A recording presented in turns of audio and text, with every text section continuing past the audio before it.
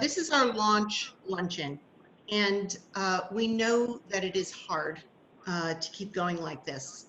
I've been talking to people in my office, I've been talking to nonprofits, and it's clear that this is a challenge. So, as a firm that loves nonprofits and works with them with the help of our friends, we're going to be here on Facebook every weekday at noon doing these Do Good Better luncheons. And they're 30 minutes, and we're asking people, when you have a chance to gather, you certainly can bring your lunch. And we've brought thought leaders to help us learn how to think differently and how to adapt to working through. Because I know we can do this. This is a challenge, but we're a nonprofit, and we have faced many, many challenges before, and this is a different one. But I have the greatest belief that the strength that we have built up over the years in working in nonprofit certainly is going to supply us with what we need now. So if you want to join us at noon every day, like us here, drop by. It's very informal, a lot of good information. We have a lineup for the next 2 weeks of people that really can provide you with the support and the help that you need. Today, we have Dr. Renee Rubin Ross of the Ross Collective, and she's going to help us think about leading at this challenging moment. Dr. Ross is a nationally recognized leader on board development and organizational development and strategy, and she's the founder of the Ross Collective, a consulting firm that designs and leads inclusive participatory processes for social sector boards and staff. So thank you, Renee. How are you managing? You're welcome. How are you managing through? I am managing. This is a really intense time, and that's actually what we're going to talk about this morning. Well, it's for me. I'm in California. I understand you're in Connecticut, but yes. This morning, this afternoon, wherever you are in the world. So as we connected this week, and I have been thinking a lot about leadership, and I think a lot about leadership and work on it with my clients and students, but especially what is leadership in this moment.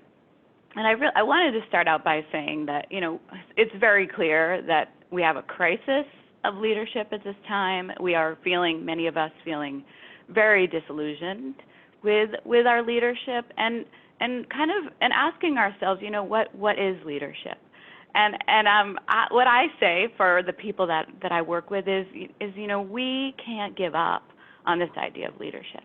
And if we feel that we're not getting it from someone else out there, then we have to look to ourselves and to the people around us, and think about a model of leadership that has us creating this leadership going forward. So it's like, don't give up on leadership, and let's believe in it for ourselves and think about how we can create it. So what does that involve? And I have a three-step process that I want to talk about this morning.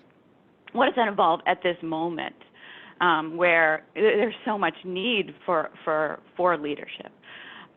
So step one, tuning into people. Step two, once you've tuned in, help your people to make sense of what's going on.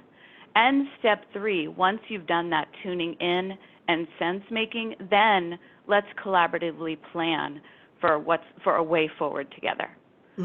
So I'm going to talk about each of these steps. So step one, tuning in. I think that from what I've seen, and I'm sure that, Sandra, that you have the same experience with the people that you've spoken with in the last week, we're in this really unprecedented moment of anxiety and grief. Yes. I was on a call this week, and people were talking about the symptoms that they were experiencing, like sleeplessness, and even tightness in your chest, or having trouble concentrating, or leaving your pot on the stove, right? Whatever it is, hopefully not forgetting your family members. But your small family members. It depends on which ones.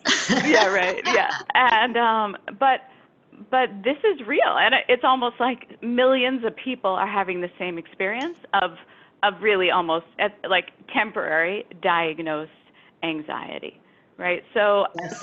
and the reason I'm mentioning this is not to, create a lot of pity and all of that. It's actually because before we're going to ask anyone and anything from anyone, we're going to need to tune in and say, how are you? How are you, and that is for nonprofits, that's our donors, that's our board members, that's the people we work with, all of these different stakeholders. So that's the first thing. And at the same time, we talked about this earlier this week, there is a sense of grief out there. Yes. The things that we knew to be true 1 week ago seem to have come into question. And whether it's all this, the idea of cancel everything, which is out there, which everything in my community has been canceled, people have lost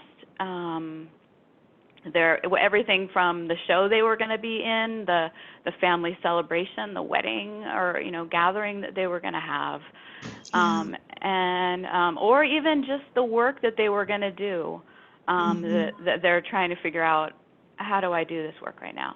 So, I think that if we only do one thing, or leadership for me is really acknowledging and alleviating suffering, and there's an incredible amount of suffering happening right now, and it's and by the way, I really want to say that for some people it's how do I work from home, and for other people it's how am I going to get food given this new economic reality, or how am I going to be able to keep my business. So,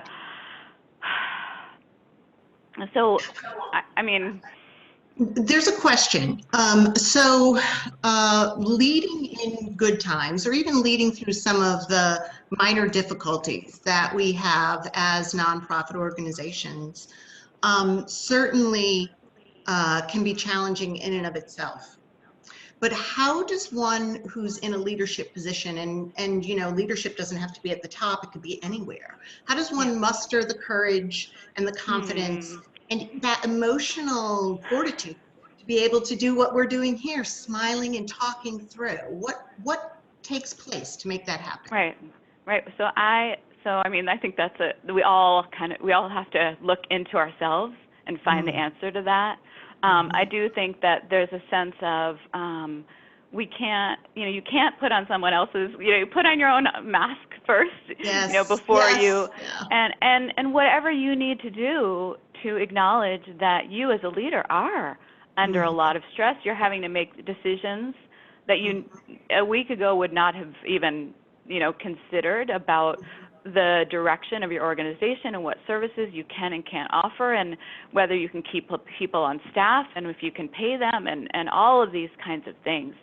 So really tune in. I would say start with, and part of the reason that I'm saying this is because I think that until we tune in, and then we can't start problem solving. It's not about doing until we just say, wow, I am feeling so much anxiety or grief or whatever that I am stuck in that, right?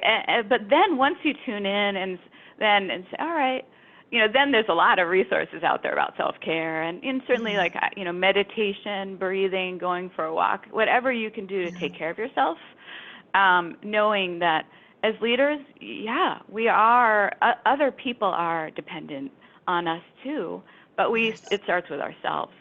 Yes. Go ahead.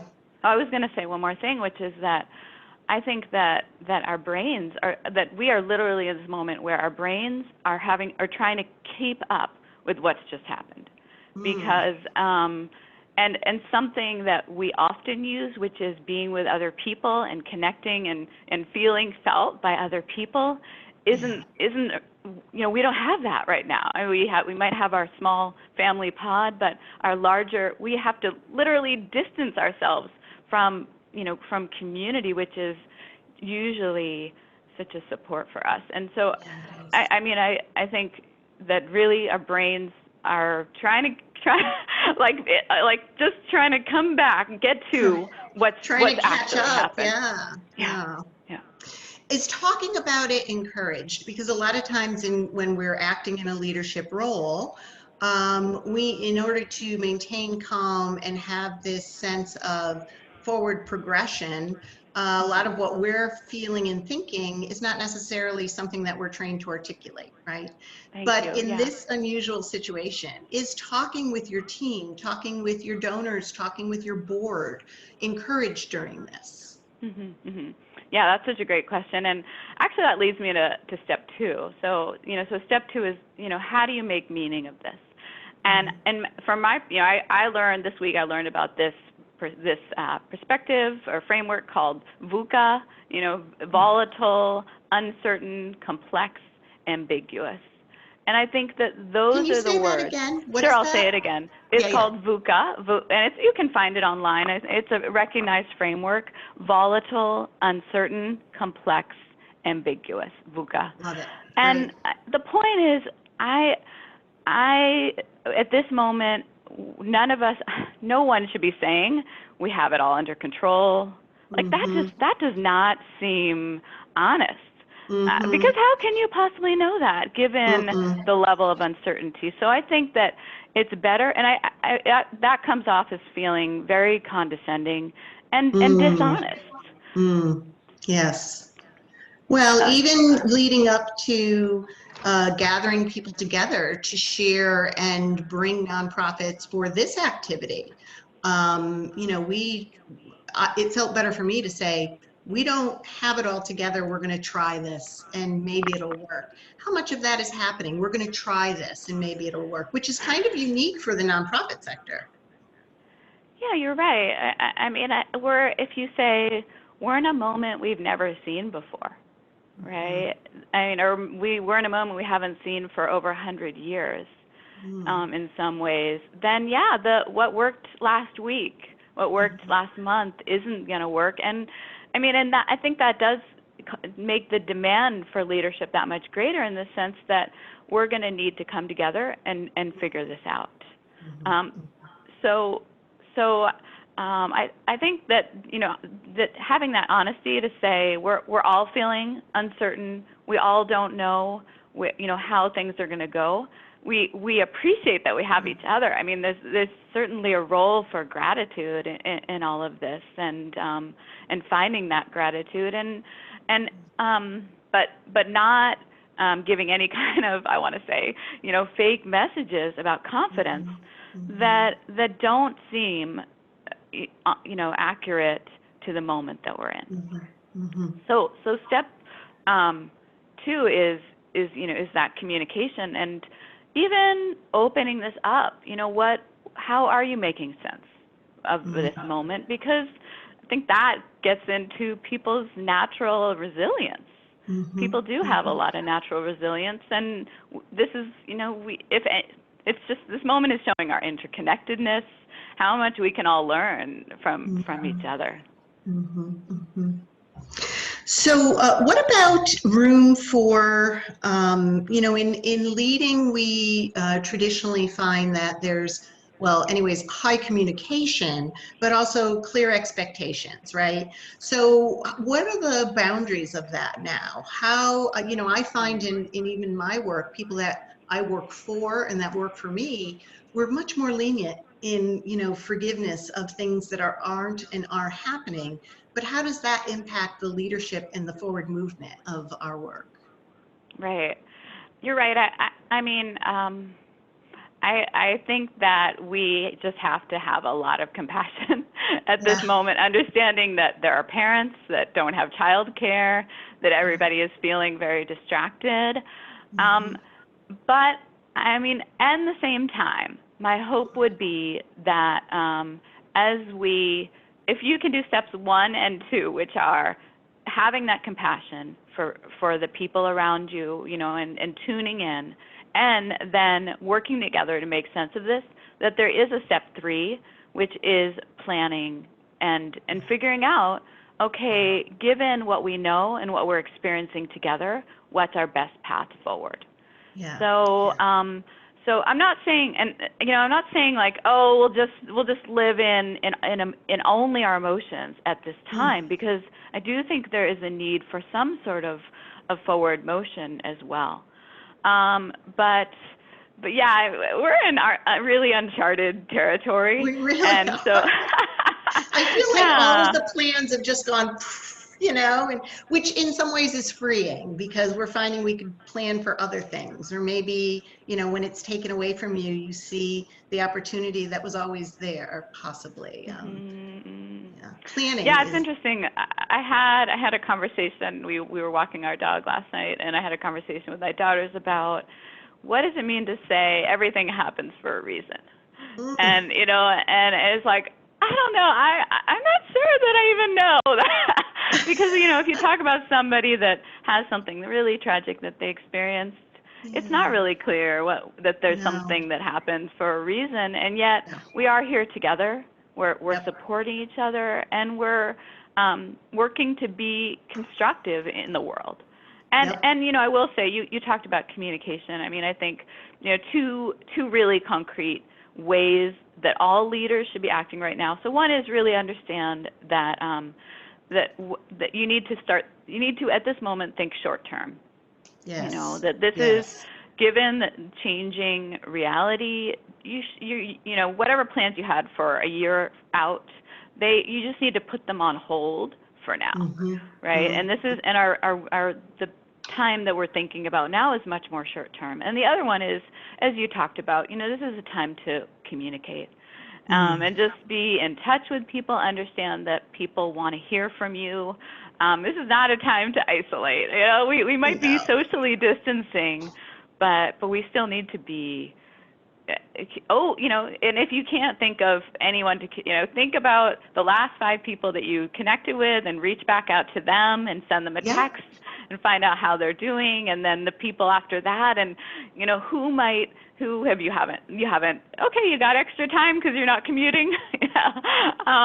Reach out to some more people after that. I mean, this is really a time to communicate. And different nonprofits are in different places.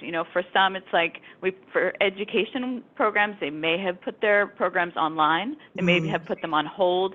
Whatever's happening for health-related programs, the needs may be even greater. And so communicate. Let your people know without that you do, if you need help, that you do need help, and what you're doing, and really clearly explain the value that you're providing in the world right now. Yeah. There's a question about, so we talk about planning and planning in the short term, right? What do we do, though, about ensuring that the plans that we're making fit in with, let me just make sure I'm getting it right, fit in with the overall strategy, especially since we're so far apart, right? We're all in separate places. How do we quickly adapt a new plan for short term? Is it something totally new, and should we be looking at that, or should we be trying to pick up the pieces and put it back together somehow? Does that make Right, sense? right. Yeah. It does, yeah. I mean, so I would say, this is really hopefully your organization has already done the work to think about, what's most mission aligned, how are we most adding value in the world. And then from there, I would say, no, this is not the time to start something completely new, but on the other hand, there's a room for creativity. Is there a way where what we've always done in person could be delivered, virtually for the time being? How can we support some of our clients, virtually if we can't go meet with them? So and I think that, again, we have plenty of tools to convene people virtually. So you can convene your board members and say, and your staff, or your staff, and say, okay, here's what we're thinking. What do you think of this? I mean, this is a time, again, foster conversation, draw on the smart people that you have working with you, again, and see if you can help everybody, I think people want to feel needed, more than ever, not less, right? It's Yes. like, how can I contribute to something that I care about? So that's both, Yes. financially and also with my brain power. Yes. Another question, is this a shift in our attitude? So I think it means, is it that we need to look at the glass half full rather than half empty? Gosh, that's a good question. Hmm. I think that I think I would say I don't know. I would ask each person what are you experiencing right now, Mhm. and Mhm. I wouldn't want to tell somebody you need to be optimistic about this, because again, that just Right. sounds incredibly condescending. Mhm. Um, so I would say, what's the anxiety you're feeling? What's the Mhm. pain and grief that you're feeling about whatever's just happened? And Mhm. then maybe down the road, once you acknowledge that and do whatever you need to do, whether it's breathing or stretching or walk, to process that, then you can get to that place of there, of course there is some hope. There's a lot of good that we're seeing. I mean, and the people are mentioning it. But even all the helpers and all the people out Yes. there that are trying to help each other and do good work, and Yeah. it's incredibly inspiring. Yeah. So I don't I'm not, I mean, I'm feeling overwhelmed, but not down, Yeah. and also realistic about what's ahead, you know. How do you hold on. How might this change the way organizations operate in the future? Hmm. I don't know yet. I don't know that we know. I mean, I do know that many in terms of, many organizations do not have enough cash reserves. Many Mm-hmm. organizations are not, have made are at have a lot of risk, Mm-hmm. and in terms of their financial sustainability. And Mm-hmm. so part of that step 3, after you have pulled your people together and supported them and talked about what meaning you're making of this, is I would say that that you should be having those conversations right now about Yeah. about where you are financially and how long can your organization survive. Yeah. Many of the organizations that I work with, they have a really strong program idea, but their financial model isn't that stable. And so just like I think many businesses are at risk. Some have already Mm-hmm. closed, and Mm-hmm. I imagine we'll see the same kind of thing with nonprofits. Yeah. Yeah. Unfortunately. Mhm. Overall, what are some tools that people can use that you would suggest they focus on? We talked about planning, Mhm. we talked about having compassion, right? We talked about Mhm. communication. But is there some focus or some tool or a place that people can go to get something to continue in this thinking so that they can get more adept at it? Mhm. Mhm. Hmm. Yeah, I mean, again, my overall sense is that we should tune in to ourselves and others. Mm-hmm. I mean, certainly nonprofit best practices, which are out there, are completely, are just as needed at this time. Oh, absolutely. More so, I And think. Yeah. right, and I mean, when I talk to my clients or teach, I talk about this kind of balance between relationships and best practices.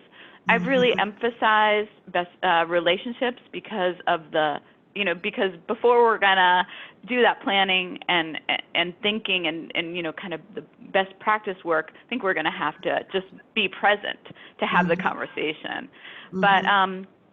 there's plenty of, there's a lot of resources out there about, what should boards be doing right now, what should organizations be doing right now, what should you be looking at in terms of your, financial position and stability that are really important. Mm-hmm. Good.